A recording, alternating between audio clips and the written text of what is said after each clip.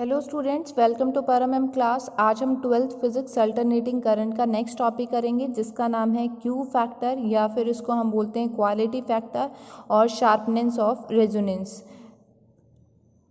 देखो, जो Q factor होता है ये ट्यूनिंग ऑफ शार्पनेस को रिप्रेजेंट करता है एट रेजोनेंस कंडीशन। ठीक है, अगर हम क्यू फैक्टर को डिफाइन करते हैं तो इसके लिए हम फॉर्मूला लेते हैं क्यू इक्वल्स टू, यहाँ पे हम यूज़ करते हैं वोल्टेज अक्रॉस एल और सी।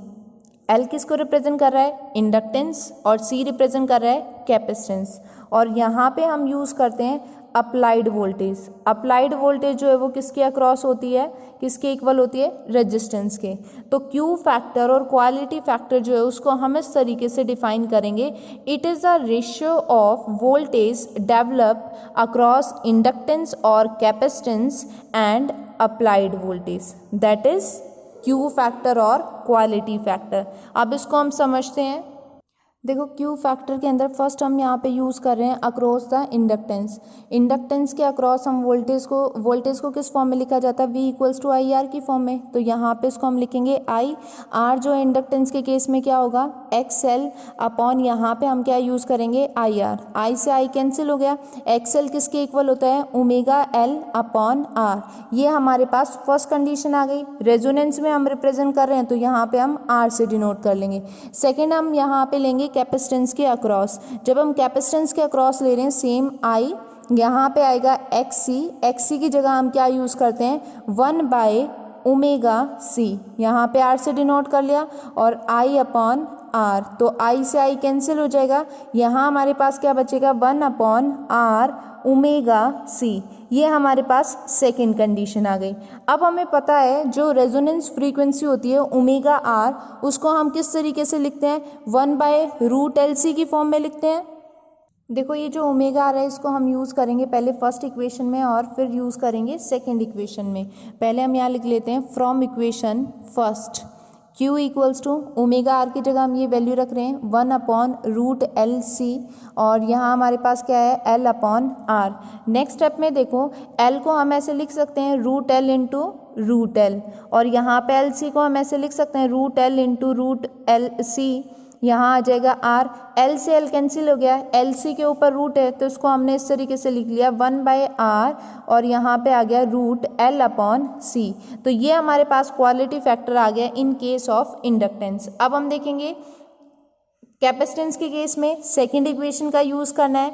ओमेगा आर की इस वैल्यू को हम यहाँ पुट कर देंगे। तो देखो, सेकंड इक्वेशन में Q इक्वल्स टू क्या आ जाएगा? 1/RC। ओमेगा आर था, ओमेगा आर किसके इक्वल है? 1/√LC, तो यहाँ ऊपर आ जाएगा √LC। नेक्स्ट स्टेप में हम इसको ऐसे लिखेंगे √L into √C upon R. C को हमने ऐसे लिख लिया √C इंटू √C। सी से ये C कैंसिल हो गया। अब दोनों के ऊपर रूट है तो इसको हम ऐसे लिख लेते हैं 1/R √LC। तो क्वालिटी फैक्टर जो है दोनों केसेस में क्या आया? सेम। देखो, इससे पहले वाले टॉपिक में हमने रेजोनेंस किया था, वहाँ पे हमने क्या समझा था कि अगर R की वैल्यू हम इंक्रीज कर रहे हैं तो जो Q फैक्टर की वैल्यू होगी सर्किट के अंदर वो क्या होगी? डिक्रीज हो जाएगी। ठीक है, इसी में एक टर्म आती है बैंडविड्थ, जो हमने पिछले रेजोनेंस के अंदर की थी वहीं से। बैंडविड्थ के अंदर हम क्या करते हैं? डिफरेंस शो करते हैं, higher frequency minus lower frequency. देखो, ये केस यहाँ पे हाइयर क्या है? ओमेगा 2, और लोअर क्या है? ओमेगा 1। तो इन दोनों का डिफरेंस होगा ओमेगा 2 माइनस ओमेगा 1। इसको हम कैसे लिख सकते हैं? यहाँ पे 2 डेल ओमेगा की फॉर्म के अंदर। तो ये जो डिफरेंस है वो क्या कहलाएगा? बैंडविड्थ। चलो अब एक न्यूमेरिकल प्रॉब्लम करते हैं। न्यूमेरिकल दिया हुआ है। इस न्यूमेरिकल में क्या कह रहा है कि आपके पास एक कैपेसिटर है और कैपेसिटर की जो वैल्यू दी हुई है वो 2 माइक्रोफैरड दी हुई है। ठीक है, और रेजिस्टेंस आपको यहाँ पे दे दिया है 100 ओम, एंड यहाँ पे आपको एक इंडक्टर दिया हुआ है 8 हेनरी, जिसको सीरीज में कनेक्ट कर दिया है एक AC सोर्स के साथ। तो इस तरीके से हम इसको बना सकते हैं, रेजिस्टेंस, कैपेसिटेंस और इंडक्टेंस सीरीज में यहाँ पे AC सोर्स के साथ इसने कनेक्ट कर दिया।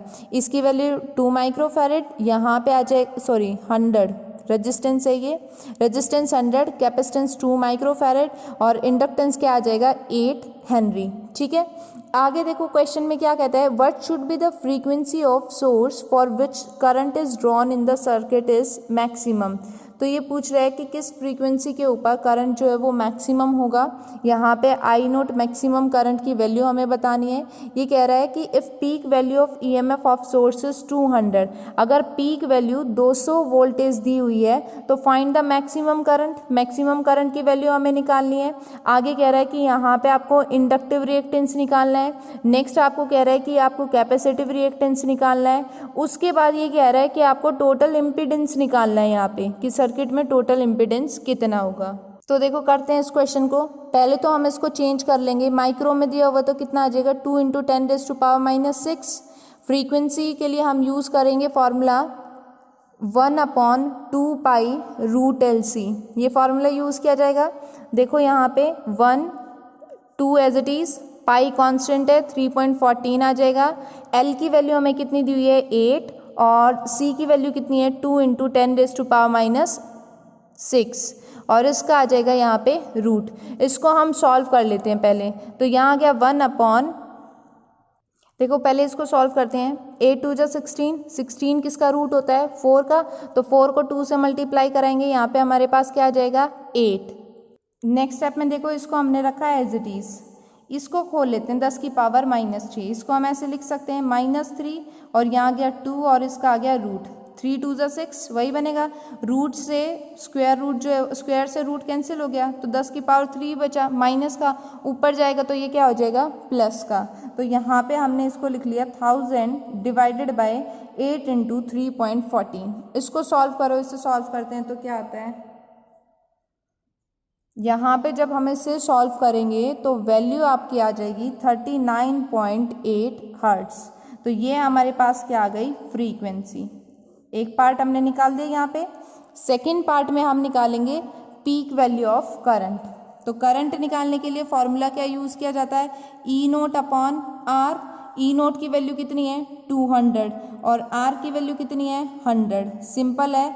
I0 की वैल्यू जो है वो हमारे पास क्या आ गई 2 एम्पियर। सेकेंड पार्ट भी निकाल दिया। अब हमें निकालना है XL और XC। तो देखो XL के लिए हम क्या यूज़ करते हैं ω/L। ओमेगा को कैसे लिखा जाता है 2π/μL की फॉर्म में। तो 2π की वैल्यू 3.14, फ्रीक्वेंसी अभी हमने निकाली है 39.8 और L की वैल्यू हमारे पास गिवन है 8, वो हम यहाँ पे रख देंगे और इसको सॉल्व कर लेंगे।